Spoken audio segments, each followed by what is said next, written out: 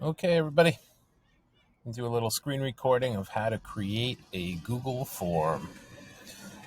Google Forms are great for surveys, great for collecting data, and we've been using it for quite a while. So if you're in Google Drive, you want to just click New, go down to Google Forms, and that will create your new untitled form. Up at the top, you can title it, or right here, you can title it. Either way will work. So we're going to call this the clerical survey. Okay, once we do that, you see it'll populate automatically up here, and you can describe it. Our clericals favorites. Okay. Now you can start making your questions. Automatically populates with a multiple choice question. You can change that over here to all these different types of questions. So we'll start with a simple multiple choice. What is your favorite color? And we'll put red, yellow, green, blue, and let's say black. Okay. Now down at the bottom here, you can make this a required question. So you want everybody to answer that question. Over here, you're allowed to import questions. You can add a title and description here. You can add an image, or you can add a video. Okay, adding a section is something that we won't go over, but you can do that as well. So I'm going to add a question. The next question here. And we're going to try a different type of question here. We're going to make this a short answer question, open-ended.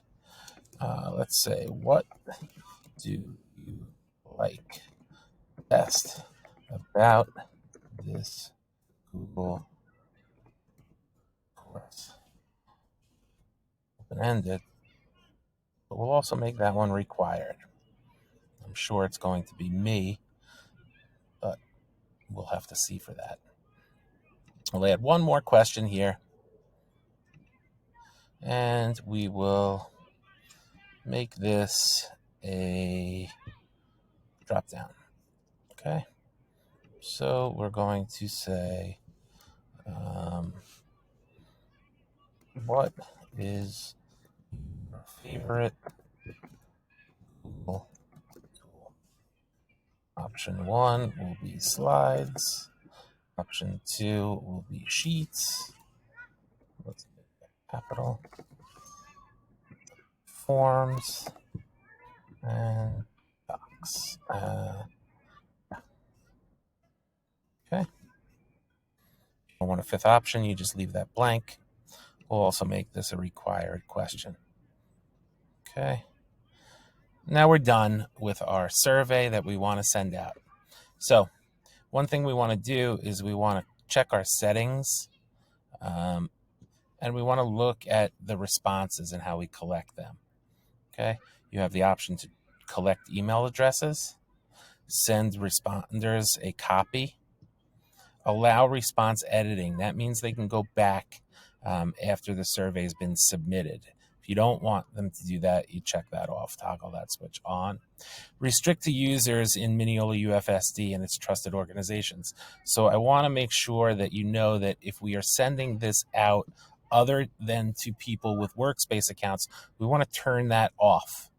Okay, so that when we send the response, anybody can get into it. If we don't turn that off, it will restrict it only to people with the Mineola K12 workspace account. So let's make sure we don't do that. Okay, I think we're ready to go now. So now what you can do up here is you can customize the theme of it. You can change the font of the header. You can change the font of the question and any text. You can put an image in there. You can change the coloring. So I'm going to make this Mineola red. And that's about it. Okay. Okay, it's not really Mineola red, but that's okay. Now I can preview the survey, so I can see what it's going to look like when I send this out. And if this is exactly what you want your survey to look like, here's that drop down, then we're good. Okay, you can X out of that, brings you right back to the survey. And then we want to click send. So there's a number of ways you can send this out. You can send it right here and then just add email addresses separated by a comma. But more commonly, because in Outlook we have so many email lists saved, we don't have to spend time adding all of the email address. We just want to click this hyperlink. Okay. Google gives us a link right to the survey. And I'm going to click shorten the URL in case somebody is going to go and type that. We want to make it a little bit shorter. I'm going to copy that link.